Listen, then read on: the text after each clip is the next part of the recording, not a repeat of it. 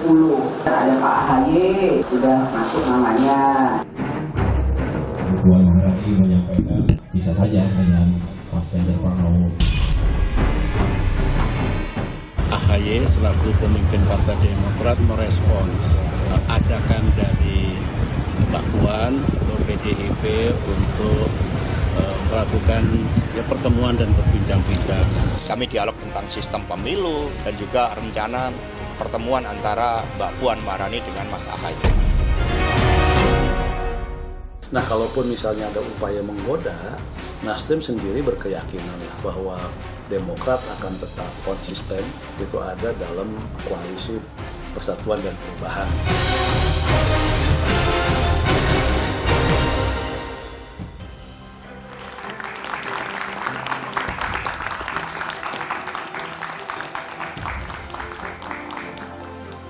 PDI Perjuangan dan Partai Demokrat memastikan pertemuan antara Puan Maharani dan Agus Harimurti Yudhoyono telah dijadwalkan. Pertemuan dilakukan di tengah memanasnya hubungan dan saling silang pendapat antara Partai Nasdem dan Demokrat. Dua partai ini terlibat perselisihan terkait soal bakal calon wakil presiden Anies Baswedan. Kedekatan Demokrat dan PDI Perjuangan dianggap bisa mengganggu keutuhan koalisi perubahan untuk persatuan. Meski selama ini terkesan berseberangan, bukan tak mungkin Demokrat dan PDI Perjuangan akhirnya bergandengan tangan. Karena koalisi tak selalu melulu tentang visi dan misi, namun juga bisa karena kesamaan kepentingan. Benarkah PDI Perjuangan tengah menggoyang koalisi perubahan? Dan mungkinkah koalisi antara PDI Perjuangan dan Demokrat bisa terrealisasi? Lalu bagaimana nasib pencapresan Anies Baswedan jika Demokrat hengkang dari koalisi perubahan dan persatuan? Inilah Satu Media Forum, manuver Puan goyang koalisi perubahan dalam tanda tanya.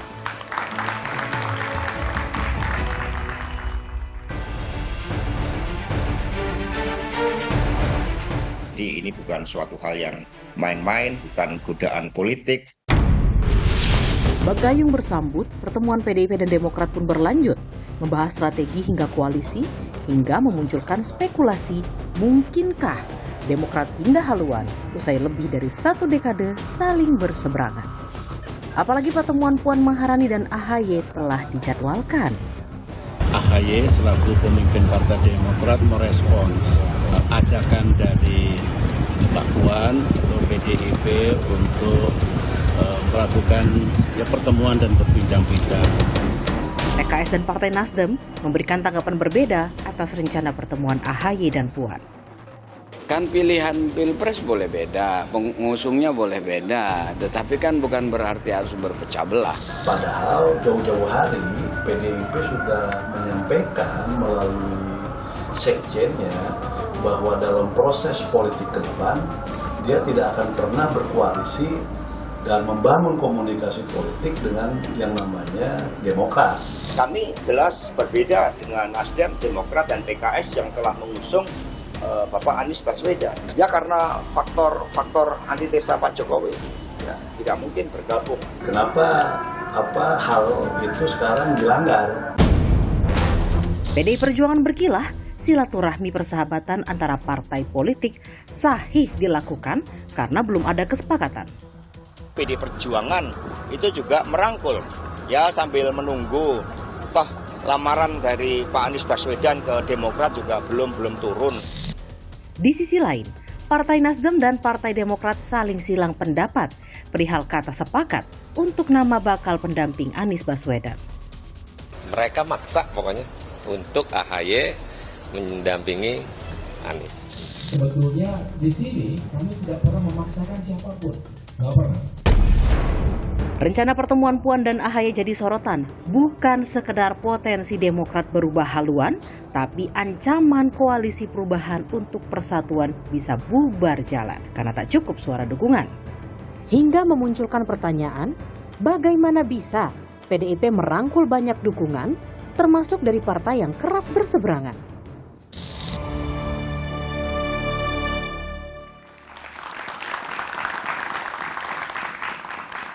Panggung depan politik Indonesia begitu ramai, ada godaan, ada rayuan politik, sampai kemudian rencana pertemuan Puan Maharani dan Agus Harimurti Yudhoyono memicu banyak spekulasi. Apakah betul manuver Puan bakal menggoyang koalisi perubahan? Adalah tema Satu Meja The Forum malam ini. Telah hadir di studio sejumlah narasumber. Pak Syarif Hasan, anggota Majelis Tinggi Partai Demokrat. Malam, Pak Syarif Hasan. Malam. Di sebelah kanan saya ada Mas Jarod Saiful Hidayat, Ketua DPP PDI Perjuangan. Malam. Mas Jarod. Di sebelah kiri saya ada Saan Mustafa, Ketua DPP Partai Nasdem. Malam, Bang Saan. Dan ada Mas Ahmad Khoirul Umam, pengamat politik. Malam, Mas Umam. Kita akan mulai dari Mas Jarod. Mas Jarod, pertemuan AHY Puan jadi? Infonya jadi. Kapan? Wah, ini masih nunggu. Nunggu hari baik? Bukan, nunggu kesesuaian waktu lah antara kedua beliau ini. Jadi waktu itu bisa menggagalkan pertemuan atau bisa memastikan pertemuan berjadi? Waktu itu bisa memastikan pertemuan terjadi. Bisa memastikan? Bisa memastikan. Inisiatif memang dari Mbak Puan? Begini ya, Mas Budiman ya, PDI Perjuangan itu jelas ya, adalah partai nasionalis Soekarnois. Ideologinya Pancasila, sesuai dengan pembukaan Undang-Undang 45, dengan dijiwai semangat pidato Bung Karno 1 Juni. Gitu. Oke. Apa esensinya yang disampaikan? Esensinya adalah kalau untuk kepentingan bangsa dan negara ke depan, untuk kesinambungan pembangunan, maka PDI Perjuangan akan membangun komunikasi. Oke, kepentingan bangsa dan negara apa sampai kemudian Mbak Puan dan Mas Ahaye harus ketemu? Begini, untuk bisa membangun bangsa yang besar ini tentu harus ada kerjasama. Kerjasama antar partai politik, kerjasama dengan organisasi-organisasi kemasyarakatan, salah satunya dengan kerjasama dengan Partai Demokrat. Jadi jangan kemudian diturunkan ke tingkat yang lebih rendah. Apa itu? Misalnya untuk misalkan menarik misalkannya Pak AHY ya dari poros yang sekarang dibangun. Enggak. Kami punya etika politik. Jadi kami tidak akan masuk dalam otonomi masing-masing partai politik. Tapi artinya PDI Perjuangan akan mengajak Partai Demokrat dalam kerjasama politik? Ya, kerjasama politik itu macam-macam bentuknya. Ya kan? Maka perlu ada dialog, ada komunikasi. Kepentingan yang utama kan masa depan bangsa kita seperti apa. Kesinambungan pembangunan kita seperti apa. Dan ya ingat Mas Budiman bahwa di DPR hubungan kita antar fraksi baik. Sangat baik, sangat baik. Ya, mungkin bisa berbeda antara kami yang ada di dalam pemerintahan Pak Jokowi dengan yang di luar pemerintahan Pak Jokowi. Ini ada Pak Syarif Hasan, ada dari teman-teman PKS. Tapi ketika masuk di gedung DPR kita satu ya. Kenapa? Yang dipentingkan itu adalah bagaimana ya pembangunan di Indonesia ini bisa diperkuat dan bagaimana posisi bangsa Indonesia ini bisa keluar dari middle income trap. Baik. Nah, gitu loh. Pak Syarif Hasan, saya ingin tanya, ini gimana Pak Partai Demokrat menanggapi rencana pertemuan dari Mbak Puan Maharani dan Mas Ahaye? Saya ingin sampaikan dulu bahwa sebenarnya komunikasi Partai Demokrat dengan PDIP itu sudah berlangsung cukup lama. Pada saat pemerintahan Pak SBY, itu komunikasi dengan PDIP itu sangat intens. Bahkan keberhasilan Pak Taufik Kemas sebagai Ketua MPR juga didukung oleh Demokrat. Kemudian pertemuan-pertemuan selanjutnya terjadi dan 2014 kemarin ini sedikit tidak ada terjadi pertemuan. Dan kami bergembira karena sekarang generasi muda pemimpin kami, Ketua Umum Partai Demokrat Mas Ahaye dan Mbak Puan di PDIP sekarang bertemu. Ya, berarti apa? Komunikasi yang tadinya hilang sekarang bertemu lagi. Jadi bukan sesuatu hal yang baru. Nah, saya gembira, sangat senang sekali karena dengan demikian kalau berkomunikasi ini kita akan bisa berbicara apalagi kontestasi nanti 2024. Tentu mereka akan berbicara tentang masa depan Indonesia yang lebih besar. Membicarakan tentang bagaimana membangun Indonesia ini lebih sejahtera. Rakyat menginginkan itu. Dan itulah. Termasuk juga gini Pak Syarif, Demokrat terbuka untuk bekerja sama dengan PDI Perjuangan? Sangat terbuka, sangat terbuka. Termasuk dalam koalisi pencalonan presiden? Oh, itu kita belum tahu nih hasilnya apa. Tapi kalaupun terjadi oke. Tetapi yang jelas apapun hasilnya yang mereka lakukan itu kan demi untuk kepentingan bangsa dan pasti Demokrat memberikan apresiasi yang tinggi. Oke, apresiasi. Kang Saan sebagai Ketua DPP Partai Nasdem, ini apa yang Anda baca? Ini godaan dari Mbak Puan kepada AHY atau seperti apa Nasdem membacanya? Ya, pertama soal komunikasi ya. Komunikasi, pertemuan politik itu hal yang biasa dan wajar saja. Biasa dan wajar. Termasuk rencana ya. Ini belum pertemuan, baru rencana. Rencana pertemuan aja udah ribut ya. Udah aduh ya, bagus. Hype-nya tinggi ya. Baru rencana kan, jadi belum terjadi. Ada nggak yakin nggak terjadi? Ya, saya berharap terjadi lah. Oh, saya terjadi, oke. Jadi penting, kenapa? Karena kita punya agenda terdekat ini kan pemilu. Bagaimana kita bisa menciptakan pemilu yang damai, sejuk, tidak ada ekses seperti 2 pemilu yang lalu, polarisasi dan sebagainya. Maka komunikasi menjadi penting. Tapi menurut saya tidak cukup hanya di level Ibu Puan sama Mas AHY. Harus ada lagi Ibu Mega dengan Pak SBY. Oh, jadi Anda baca apa? Itu penting kan? Antara pertemuan Mbak Puan dan AHY dan Ibu Mega dan Enggak, SBY. kalau misalnya ada yang belum tuntas itu relasi kedua pemimpin bangsa itu atau gimana? Ya, kalau misalnya 2 itu bisa ketemu antara Pak SBY dengan Ibu Mega akan menjadi lebih bangsa baik. ini bukan lebih baik, bangsa ini akan menjadi lebih tentram lagi. Lebih tentram. Jadi yang dicari oleh itu adalah ketentraman menurut bacaan ya, Nasdem. Untuk ini kan kepentingan bangsa ke depan. Bangsa ke depan atau koalisi sebetulnya? Enggak, itu dulu pertemuan dulu kan. Pertemuan dulu. Ini pertemuan dulu. Nah, yang kedua kan kita bicara soal koalisi kan. Terus? Jadi sekali lagi buat Nasdem justru kita mendorong ya pertemuan antar partai seperti Nasdem juga ketemu dengan Gerindra, ketemu Mbak Puan juga kan sempat ke Nasdem Tower kan itu loh kan, ketemu dengan Golkar. Menurut saya di tengah suasana politik yang dinamis menjelang pemilu dan sebagainya, pertemuan berbagai pimpinan partai itu menjadi penting. Tapi kalau saya baca komentar-komentar Bangsaan kan Anda menangkap kecurigaan ya, gitu. Pertama kan pertanyaan gini, kan menurut saya gini, pertanyaan sederhananya gini, kenapa sih misalnya baru 4 bulan menjelang daftar ke KPU? Baru 4 bulan. Emang kenapa? Ya kan ini itu satu hal. Yang sebelumnya kan diawali dengan ini ada Mas Jarod ya, diawali dengan statement-statement dari elit PDIP, sekjen lah ya, sekjen PDIP kan selalu mencapai. Orang kan berpikir 4 bulan udah mau pemilu. Terus kenapa? Agendanya pasti dalam konteks bukan dalam semata-mata kepentingan strategis ke depannya, tapi ada hal yang lebih taktis lah kan. Taktis misalnya, udah dijelaskan tadi Mbak Puan udah ngomong bahwa Mas AHY masuk dalam radar. Cawapres. Jadi kan? dirayu gitu ya. Ini kan penting kan. Itu kan artinya gini loh. Yang namanya pertemuan itu adalah sebagai tindak lanjut dari statementnya Mbak Puan bahwa Mas AHY itu masuk dalam radar cawapres kan. Ya tapi kan Mas Anies juga bicara Mbak Puan juga bisa juga Anies Puan. Itu kan nggak keluar dari Mbak Puan. Ya nggak keluar. Ya kan, itu kan nggak keluar dari Mbak Puan. Beda kan kalau ini kan keluarnya dari Mbak Puan kan gitu ya.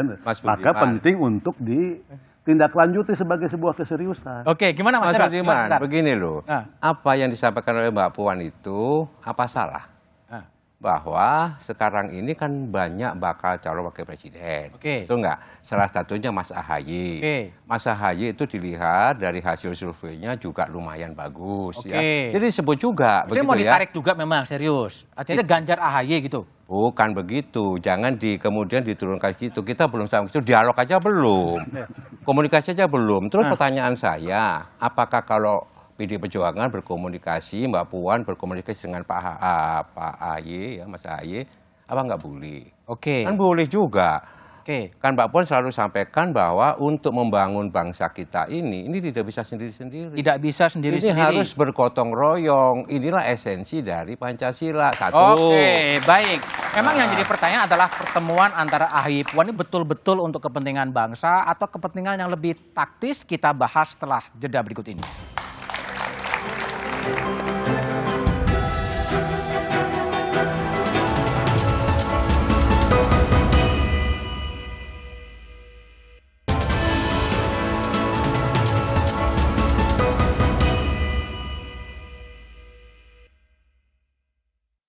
pendukung PDI ini adalah rakyat wong cilik yang tidak suka berbagai bentuk ya kamuflase politik. Rakyat apa adanya, rakyat yang bicara dengan bahasa rakyat, sehingga aspek-aspek historis itu tetap dilakukan. Kalau saya pribadi sebagai sekjen memang tidak mudah untuk bekerja sama dengan Partai Demokrat, karena dalam berbagai dinamika politik menunjukkan hal itu.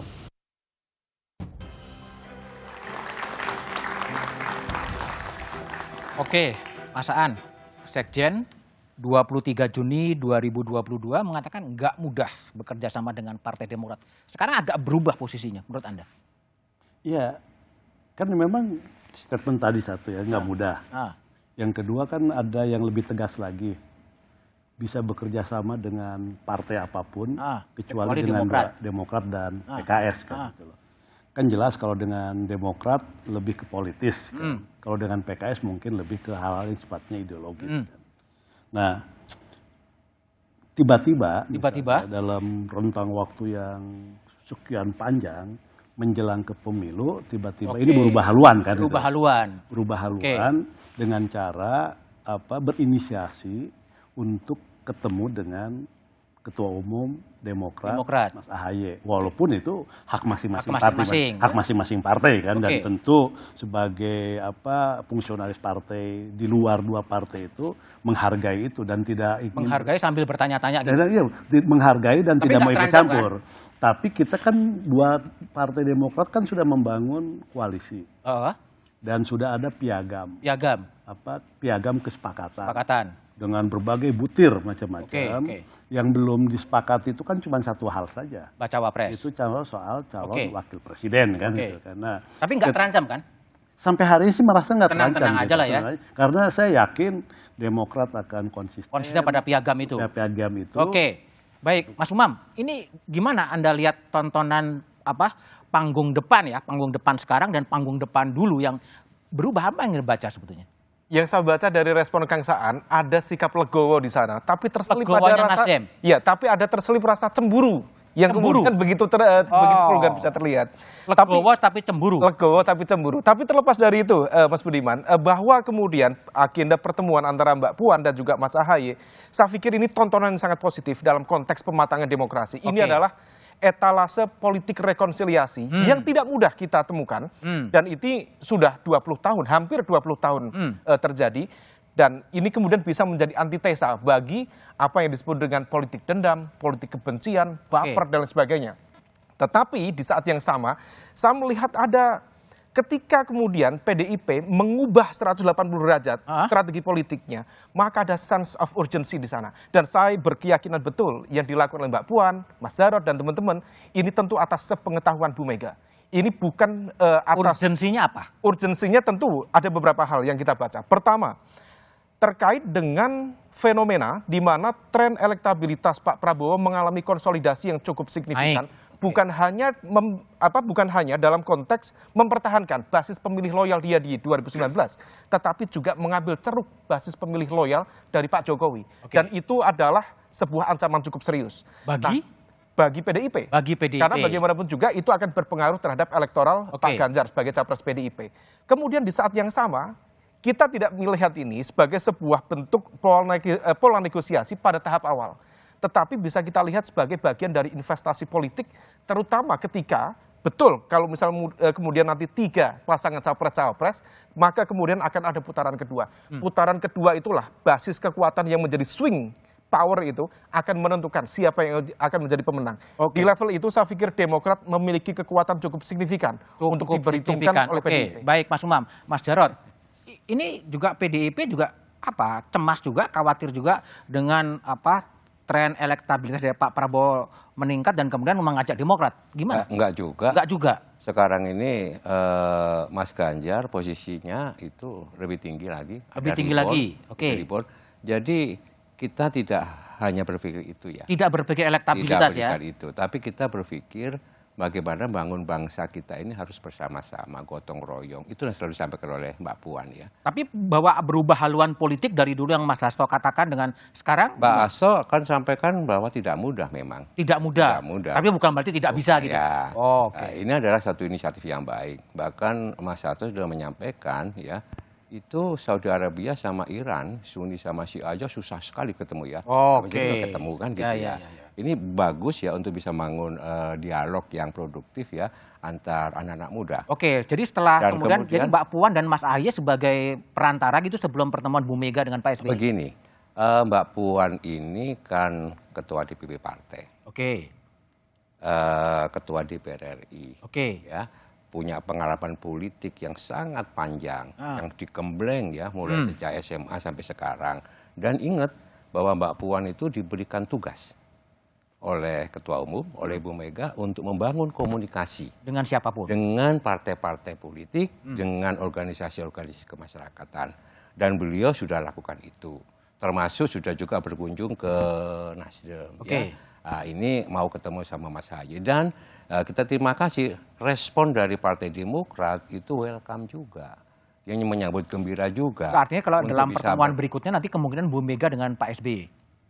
Ibu Mega sudah memberikan penugasan dan Mbak Puan ini adalah ketua tim pemenangan Pileg dan Pilpres. Oke. Mbak Puan itu berpengalaman menjadi ketua tim pemenangan sejak Mas Ganjar di Jawa Tengah. Sampai dengan Pak Jokowi 2014-2019. Nah, sekarang itu kewenangan daripada Mbak Puan. Oke. Sehingga untuk tahap berikutnya tergantung kepada bagaimana dialog antara Mbak Puan dan Mas Ahaye. Oke. Tapi jangan sampai kerjasama politik ini dimaknai secara sempit. Bukankah keutamaan politik, ya keutamaan politik itu ada bagaimana kita bisa mewujudkan kesejahteraan rakyat. Oke, keadilan dan kemakmuran. Baik, kesejahteraan rakyat. Pak Sarip, jadi gimana suasana kebatinan dari Pak SBY sendiri setelah kemudian ada rencana pertemuan putra mahkota dan juga putri mahkota dari Mbak Puan dan Mas Ahaye? Sejak dulu memang Pak SBY itu sangat terbuka untuk berkomunikasi dengan PDIP. Dan sekarang beliau sangat senang sekali, tadi kita lihat juga statementnya, beliau sangat merespon dan sangat senang kalau memang komunikasi yang selama ini dijalin dengan bagus, kemudian dilanjutkan di era kepemimpinan Mas Ahaye sebagai Ketua Umum Partai Demokrat. Ini beliau tentunya sangat senang sekali karena ini kan kalau kita berbicara tentang bangsa yang besar, Indonesia tentunya tidak mungkin dibangun oleh hanya satu partai saja. Jadi partai-partai besar dan partai-partai yang lain pun juga harus ada sering komunikasi untuk bagaimana menyatukan visi, bagaimana menyatukan misi ke depan.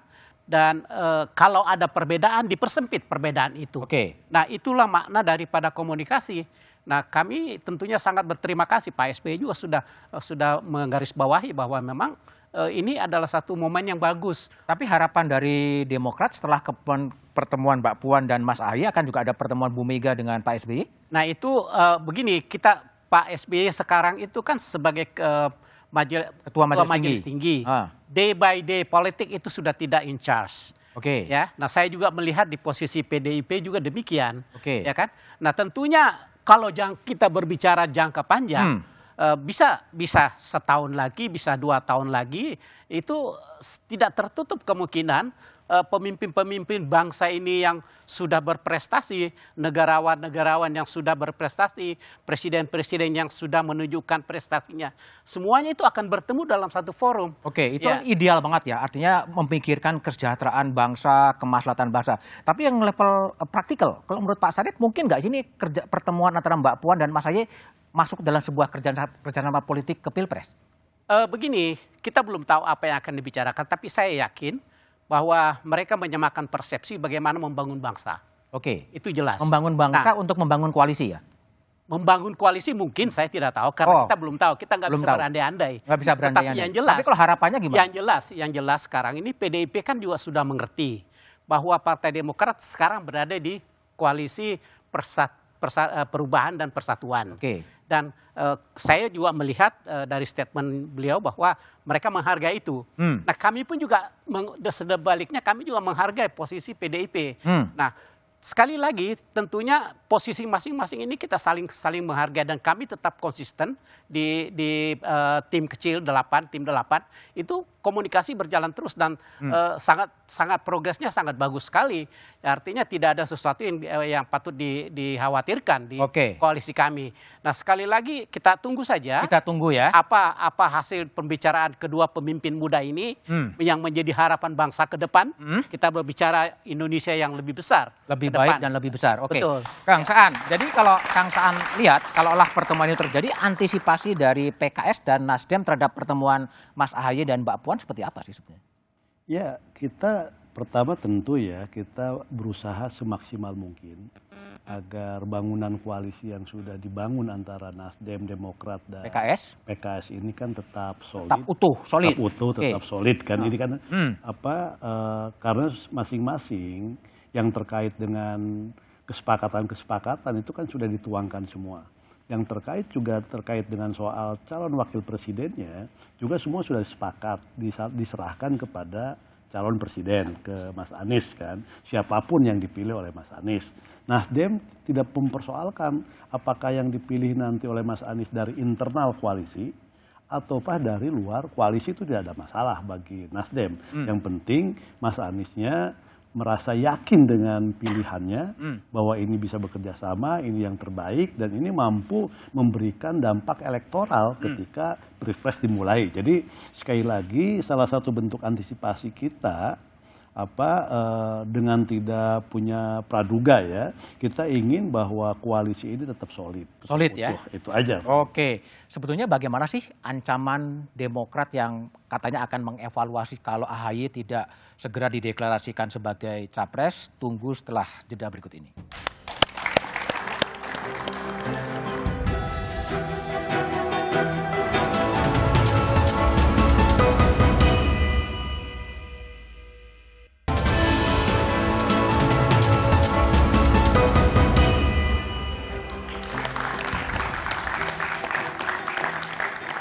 Masih bersama saya Budiman Tanrujo di satu meja The Forum. Saya ke Syarif Hasan, anggota Majelis Tinggi Partai Demokrat.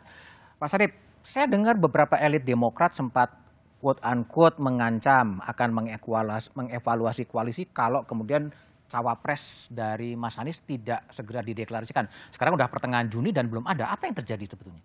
Jadi saya pikir kata-kata evaluasi itu adalah sesuatu yang lumrah di setiap isu. Karena bagaimanapun juga kami menginginkan pasangan Anies dengan siapa nanti yang ditunjuk oleh Pak Anies sendiri, kami menginginkan itu betul-betul bisa menang di Pilpres. Bisa menang? Bisa menang. Nah kalau bisa menang menurut Partai Demokrat siapa? Dan itu kembali semuanya sudah kami sepakati dengan koalisi bahwa itu diserahkan kepada calon presidennya sendiri. Nah artinya apa? Kalau kita memiliki waktu yang cukup untuk kampanye, maka tentu akan lebih meyakinkan kepada semua konstituen kita bahwa pasangan yang diusung nanti itu akan menang. Jadi ini bukan hanya karena ingin seakan-akan mendesak begitu, tidak. Dan ini betul-betul hanya sekedar evaluasi mengingatkan bahwa perlu segera untuk ditentukan. Supaya apa? Inilah aspirasi rakyat. Rakyat kami, maksudnya rakyat Partai Demokrat. Partai Demokrat dan rakyat yang kami temui, semuanya itu menginginkan agar betul-betul pasangan itu segera terbentuk. Dan itu adalah Anies Ahaye. Ya, gimana? Itu adalah Anies Ahaye. Oh enggak, belum tentu. Tergantung Anies. Tergantung Anies. Tapi Ahaye bukan harga mati. Oh enggak, kami tidak pernah mengatakan harus Ahaye. Ya, dan juga tadi Pak Sudirman Said dari tim 8 juga pernah mengatakan bahwa Partai Demokrat tidak pernah memaksakan harus. Tidak pernah memaksakan. Semuanya kita sepakat, kita serahkan kepada calon presiden. Baik. Gitu. Tujuannya adalah kata-kata itu evaluasi agar mengingatkan kita ini harus menang. Harus menang. Ya, kita mau menang. Ya, baik. Itu, ya. Mas Aan, jadi apa yang ditunggu oleh Mas Anies untuk tidak segera mendeklarasikan? Kan mandatnya sudah diberikan kepada Mas Anies sebetulnya. Dan memang untuk memilih calon wakil presiden kan memang nggak gampang juga. Nggak gampang ya? Kan banyak faktor lah ya. Tapi Nasdem setuju kalau Mas Ahaye? Ya pokoknya selama Mas Anies setuju, kita nggak ada masalah. Karena kita memang sudah menyerahkan sepenuhnya dari awal sejak kita deklarasi 3 Oktober, kita sudah menyerahkan sepenuhnya urusan calon wakil presiden itu ke Mas Anies. Maka siapapun nama yang keluar dari Mas Anies dan Mas Anies yakin dengan pilihannya, kita nggak akan persoalkan. Betul itu, memang fully mandat kepada Mas Anies, tanpa dikonsultasikan dengan Bang Surya. Kalau pasti Mas Anies juga akan sampaikan bahwa akan. Sekarang udah belum sih? Apa? Sekarang udah dikonsultasikan belum sih? Ya nama-nama kan sering didiskusikan lah ya. Tapi kan misalnya dipilih Mas Anies, misalnya siapa nanti, sekali lagi itu udah ada di Mas Anies semuanya. Yang pertemuan di pulau itu membahas apa? Semua banyak hal lah yang dibahas. Terkait soal pemenangan, terkait dengan soal partai, terkait dengan soal pemilu, semua banyak agenda lah yang dibicarakan. Tidak tunggal. Tapi betul nggak sih rumor-rumor di luar adalah Pak Surya lebih agak resisten dengan Mas Ahy? Enggak lah. Enggak ada itu. Enggak ada ya, itu rumor di luar aja. Itu rumor dan saya juga nggak pernah mendengar itu. Nggak pernah mendengar ya? Nggak pernah mendengar ada rumor misalnya Pak Surya agak resisten dengan Mas Ahy, enggak. Tapi kalau menurut Bang Saan, peluang untuk Mas Anies dan pasangan bakal cawapres yang bisa menang siapa kira-kira? Itu nanti Mas Anies lah yang paham betul. Dan juga nanti didiskusikan dengan partai. Jadi kita nggak bisa misalnya karena kita sudah menyerahkan sepenuhnya, kita nggak bisa berandai-andai, oh ini cocok dengan Mas Anies kira-kira akan menang, oh ini kurang. Ya kita sepenuhnya kita serahkan ke Mas Anies karena memang sudah memberikan mandatnya ke. Oke, baik. Mas Umam, ini kan kalau lihat Demokrat lewat Pak Syarif dan Mas Aan dari Nasdem, fully mandat diserahkan kepada Mas Anies untuk memilih bakal calon wakil presiden. Anda sebagai pengamat politik, itu mungkin seperti itu? Dalam konteks mekanisme di piagam itu memang clear, diletakkan piagam. pada yang tertulis. Piagam yang tertulis.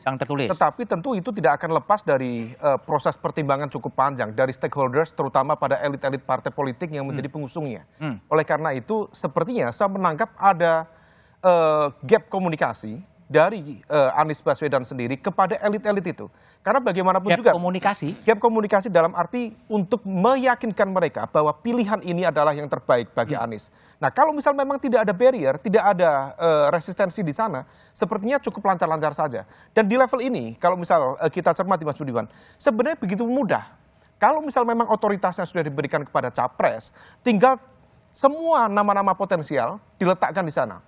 Tentukan indikatornya, mulai dari indikator elektabilitas, indikator logistik, indikator ideologi, indikator jaringan partai, indikator jaringan non-partai. Semua itu dihitung, termasuk aspek kerentanan. Punya nggak dia potensi kasus hukum? Punya nggak dia terkait dengan isu etika yang kemudian bisa mendelegitimasi dia selama proses pemilihan nanti?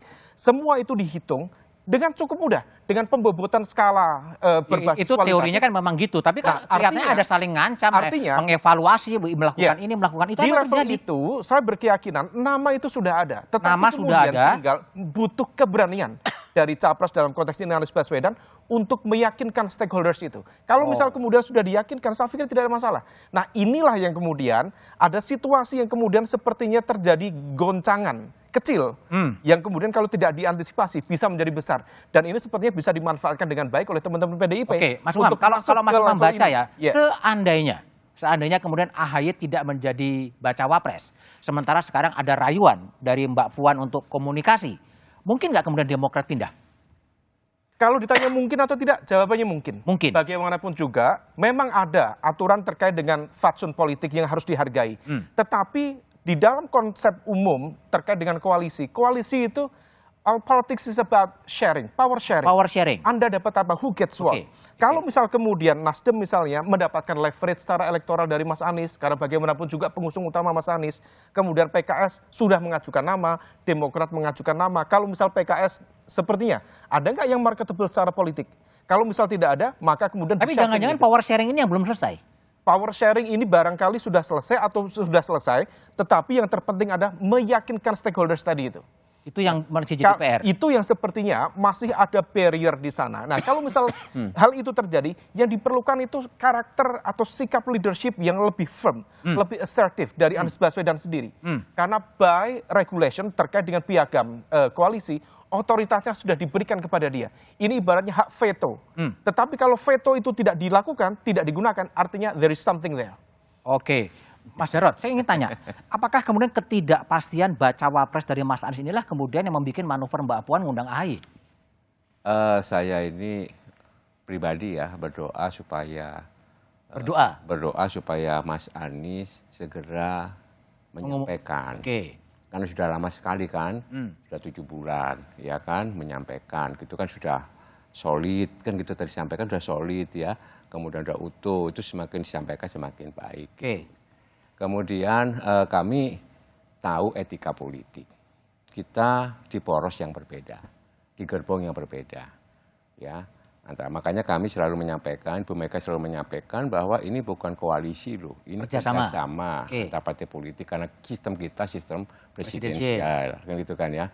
Nah, hati-hati loh ya. Jadi dalam sistem kerjasama ini, meskipun kita berbeda poros, berbeda kereta, kan boleh kalau berkomunikasi misalkan dengan Partai Demokrat, dengan Nasdem, kan gitu kan, bukan melulu ketika berkomunikasi hanya sekedar membahas masalah capres-cawapres. Ada yang lebih besar daripada itu, ya kan? Dengan cara seperti itulah kita memastikan bahwa jadi pertemuan Mbak Puan aja bukan untuk menggoncang koalisi ya? Enggak ya? Untuk memastikan bahwa arah pembangunan kita itu berkesinambungan. Inilah yang kita bicarakan di Badan Pengkajian MPR, dan beliau ini adalah koordinator Badan Pengkajian MPR, saya itu ketua Badan Pengkajian, supaya arah pembangunan Indonesia itu berkelanjutan. Dari dari 10 tahun Pak Jokowi akan diteruskan, siapapun penggantinya, jangan pokar pasang. Makanya selalu kami sampaikan, kalau ada perubahan yang seperti apa? Karena perubahan itu bisa juga tidak baik juga, gitu ya. Dibongkar-bongkar, nggak jelas juga, gitu ya. Sehingga arah pembangunan kita itu jelas. Kenapa, Mas Budiman? Kita nggak ada GBHN loh, maka kita harus punya haluan negara. Sehingga arah Indonesia 2045 itu seperti apa? Inilah yang kita pikirkan. Sekarang maka ini enggak sudah jadi dulu. Sehingga ini kita membutuhkan komunikasi dengan Mas AHY. Jadi komunikasi antar partai politik tetap dibutuhkan. Tapi sebenarnya nanti bagaimana dengan nasib koalisi perubahan dan persatuan setelah jeda berikut ini?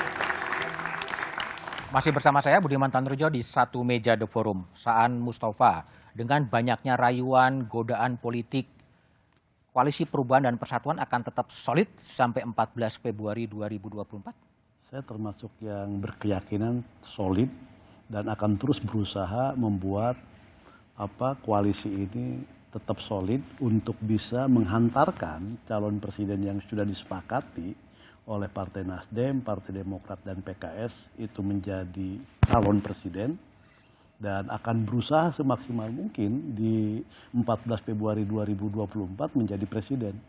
Apa yang membuat keraguan atau menggoyahkan keyakinan Kang Saan? Saya pertama gini, kalau misalnya dilihat dari rencana pertemuan ya, saya selalu sampaikan, pertemuan itu kan hal yang biasa saja. Nah, yang kedua, kalau saya konstruksikan ide pertemuan yang digagas oleh PDIP, itu kan ketika Mbak Puan mengendos nama AHY, yang masuk radar calon wakil presidennya Pak Ganjar. Kan? Nah, sebagai bentuk misalnya pertanggungjawaban politik, tidak hanya asal sebut, maka ada ide untuk dilakukan pertemuan. Nah, saya termasuk yang berkeyakinan, walaupun misalnya itu terjadi ya, kan sampai hari ini belum terjadi. Walaupun itu nanti terjadi, saya berkeyakinan bahwa Demokrat dalam hal ini Mas AHY itu akan tetap istiqomah, akan tetap konsisten ada dalam barisan koalisi perubahan untuk persatuan. Itu ya, baik. Mas Jarod, jadi kalau yang dipersiapkan sekarang atau yang diharapkan oleh Anda menjelang pertemuan Mas AHY dan Mbak Puan seperti apa sih sebetulnya? Yang dibicarakan itu pasti persoalan-persoalan yang lebih besar daripada sekedar capres-cawapres ya. Tapi persoalan-persoalan kebangsaan, bagaimana kita bisa membangun persatuan di antara kita semua, bagaimana ngurus bangsa ini harus selalu bergotong royong, semua kekuatan yang ada di masyarakat itu bisa bersatu untuk bisa memastikan bahwa apa yang sudah diletakkan oleh Pak Jokowi selama 10 tahun itu bisa ada kesinambungan. Bagaimana kita semakin mempercepat proses terwujudnya Indonesia Raya. Indonesia Raya itu adalah Indonesia yang sejahtera, rakyatnya sejahtera, ada keadilan, ada kemakmuran ya. Itu menjadi fokus kita. Jadi bukan sekedar silaturahmi, komunikasi itu membahas masalah capres-cawapres. Kemudian yang kedua, posisi PD Perjuangan itu sangat menghargai, tahu etika politik ya, bahwa urusan di gerbong atau porosnya Mas Anies dan kawan-kawan silahkan jalan. Kami akan memperkuat barisan kami sendiri, ya kan, kerjasama dengan partai-partai politik yang sekarang sudah dibangun juga oleh PD Perjuangan. Tapi pernyataan Mbak Puan yang mengatakan termasuk memasukkan Mas AHY sebagai cawapres dari Mas Ganjar itu serius atau gimmick politik? Begini, bukan gimmick politik. Bukan. Apa yang disampaikan oleh Mbak Puan itu tidak salah. Ketika ditanya siapa bakal calon wakil presiden yang potensial, maka disebut semuanya. Termasuk Mas AHY. Ya, kenapa? Karena Mas AHY ini kita lihat itu juga trennya cukup positif. Ada juga itu Mas Sandiaga Uno, ada Pak Mahfud MD, semuanya disebut. Ada Erick Thohir, ya, ada sampai disebut juga Pak Basuki, termasuk juga bakal calon presiden perempuan, kan disebut juga. Jadi tidak salah, memang itu nama-nama yang muncul dan ini yang disebut, ya. Untuk bisa menentukan itu nanti Mas Ganjar itu kan baru diputuskan baru 2 bulan, maka perlulah kita untuk memotret potensi-potensi bakal calon wakil presiden yang bagus-bagus ini untuk bisa meneruskan, melanjutkan apa yang sudah diletakkan Pak Jokowi selama 10 tahun. Impian besarnya adalah kesinambungan. Ya, betul. Mas Sarip, jadi kalau Pak Sarip lihat yang diharapkan dengan rencana pertemuan dari Mbak Puan dan Mas AHY tadi kan konteksnya adalah meneruskan kesinambungan pembangunan dari Pak Jokowi. Pak Sarip lihat dari Partai Demokrat seperti apa? Ya, kami dari Partai Demokrat itu kan untuk tahun 2024 ini memiliki tagline itu adalah perubahan dan perbaikan. Jadi apa yang sudah bagus dikerjakan oleh Pak Jokowi, tentu ini harus kita maintain, kita lanjutkan. Dan apa yang kami anggap itu perlu diperbaiki sesuai dengan ekspektasi rakyat yang kami jumpai sekarang, yang memberikan suaranya, pandangannya, dan harapannya, tentu itu kami akan adopsi untuk kami lakukan perbaikan di tempat-tempat tertentu, di poin-poin tertentu. Ya, yang paling banyak kan itu menyangkut tentang masalah kemiskinan, pengangguran, dan sebagainya. Nah, artinya apa? Artinya bahwa kami setuju menghargai apa yang sudah bagus, tetapi yang perlu kita lakukan perbaikan, ya, demi untuk agar bangsa ini lebih bisa live up dengan signifikan. Tentu itu perlu memerlukan perbaikan, memerlukan perubahan. Oke, kalau spesifik soal ibu kota baru, ibu kota Nusantara, posisi Partai Demokrat ini termasuk program yang baik atau program yang harus dikoreksi? Saya pikir idenya bagus. Idenya bagus? Idenya bagus. Mungkin timingnya yang perlu untuk kita lihat. Dan juga kita pada dasarnya tadi sudah saya katakan, kalau memang itu bagus ya kita lanjutkan. Ya kan? Nah, tentu semuanya ini sudah tercermin dalam sikap kami di paripurna sebelumnya yang menyangkut masalah IKN ini. Lagi-lagi kami mendukung semua program yang bagus. Tapi yang perlu untuk dilakukan perbaikan ya perlu kita lakukan perbaiki. Nah, baik. Mas Umam, Anda optimis bahwa pertemuan antara Mbak Puan dan Mas AHY akan menjadi deal politik antara PDIP dan Partai Demokrat? Setidaknya tawaran kerjasama dari PDIP kepada Demokrat ini akan menjadi ujian serius bagi soliditas koalisi perubahan. Karena bagaimanapun juga bacaan selama ini yang menilai misalnya bahwa Demokrat sepertinya nggak punya pilihan, Demokrat nggak mungkin kemana-mana. Ternyata per hari ini dengan adanya tawaran dari PDIP memungkinkan. Jadi politics is all about possibilities itu ternyata terjadi. Dan kemudian di saat yang sama, kalau misal kemudian kita lihat barangkali bukan di putaran pertama, Tetapi apa yang dilakukan oleh PDIP adalah upaya investasi untuk masuk di putaran kedua. Kalau melakukan bacaan dari basis kekuatan elektoral per 1 tahun terakhir, Mas, maka yang terkuat adalah Ganjar dan juga Prabowo dengan dinamika elektoral yang belum ada stabilitas di situ. Kalau misal memang itu kemudian terjadi yang lolos di putaran pertama, masuk di putaran kedua, maka yang paling memungkinkan, paling visible untuk didekati oleh PDIP saat ini, salah satunya adalah Demokrat. Karena dalam bacaan skema itu, ada barrier secara ideologis dengan PKS dan juga dengan Nasdem, sepertinya ada situasi per kemarin, Mas, yang sepertinya agak ada resistensi di sana yang belum terselesaikan antara PDIP dengan Nasdem. Maka yang paling visible, paling memungkinkan didekati adalah Demokrat. Nah, di level ini, maka kemudian doktrin lama bahwa the enemy of my enemy is my friend. Musuh dari musuh saya adalah teman saya. Nah, di situ nanti akan kita buktikan. Dan itu adalah kepentingan ya? Dan itu adalah kepentingan. Oke, thank you Mas Umam, Mas Saan, Mas Jarod, dan Pak Syarif Hasan. Panggung depan politik bangsa ini kian ramai.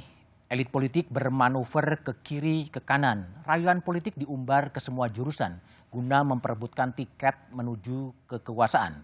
Tontonan panggung depan itu menyampaikan satu pesan dalam politik, tiada lawan dan kawan abadi selain kepentingan. Padahal publik ingin mendengar gagasan bagaimana mengatasi korupsi yang menawan bangsa ini, korupsi yang memiskinkan, dan korupsi yang memperlebar kesenjangan. Demikian Satu Meja The Forum malam ini, sampai jumpa pekan depan, selamat malam dan terima kasih.